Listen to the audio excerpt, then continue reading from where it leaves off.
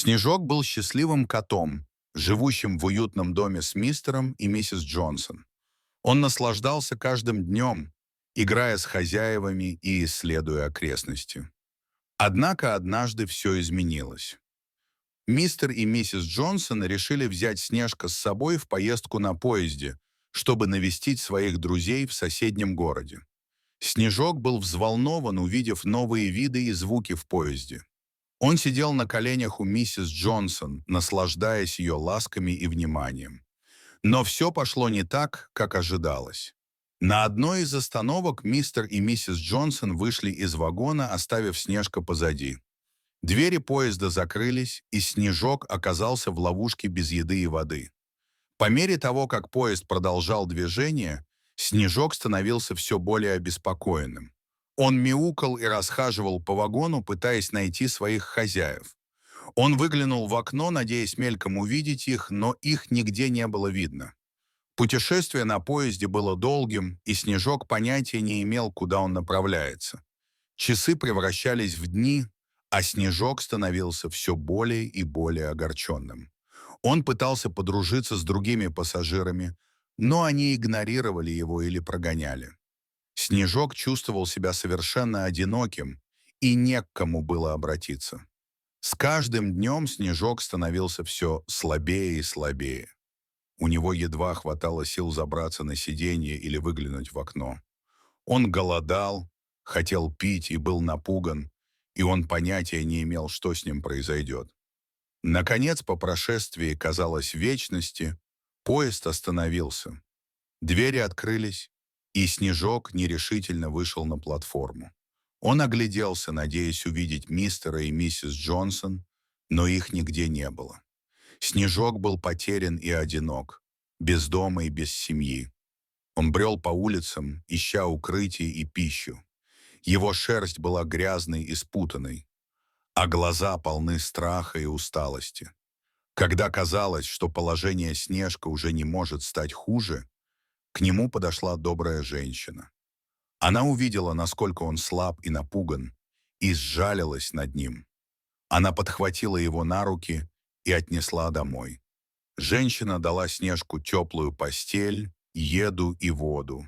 Она заботилась о нем, и Снежок постепенно начал восстанавливать свои силы. Он научился доверять женщине, которая его спасла, и даже начал мурлыкать, когда она гладила его мех. Со временем Снежок начал вспоминать свою прежнюю жизнь. Он помнил, как играл с мистером и миссис Джонсон, как они кормили его любимыми угощениями и как заботились о нем. Эти воспоминания приносили ему боль, но также помогали ему понять, что он не одинок в этом мире. Женщина, заботившаяся о Снежке, рассказала ему о своем прошлом. Она была вдовой, потерявшей мужа много лет назад.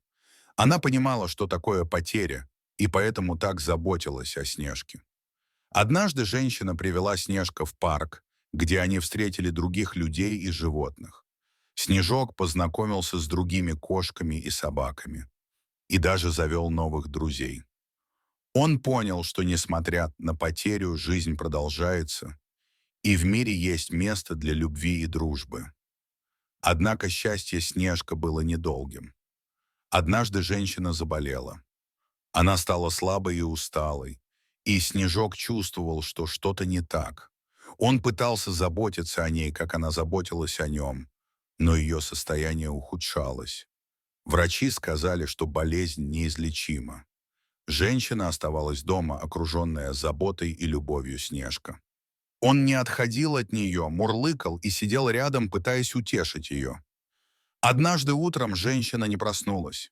Снежок сидел рядом с ее кроватью, понимая, что она ушла. Он почувствовал глубокую печаль и одиночество, но также знал, что она была счастлива, что он был рядом с ней. После смерти женщины Снежок остался один. Он снова стал бродить по улицам, но теперь у него было больше уверенности и силы. Он помнил, как женщина заботилась о нем, и решил, что будет продолжать жить ради нее. Однажды Снежок встретил семью, которая искала кошку для усыновления. Они заметили его и решили взять его домой. Снежок почувствовал, что это его шанс на новую жизнь. В новом доме Снежок нашел любовь и заботу. Он снова стал счастливым котом, играя с детьми и наслаждаясь каждым днем. Он никогда не забывал женщину, которая спасла его, и всегда хранил ее в своем сердце. Снежок сидел у окна, глядя на звезды. Он чувствовал, что его жизнь была полна потерь и испытаний, но также наполнена любовью и надеждой. Он знал, что, несмотря на все, он не одинок, и что каждый день приносит новые возможности для счастья. Он закрыл глаза и мурлыкнул, чувствуя, как тепло и любовь окружают его.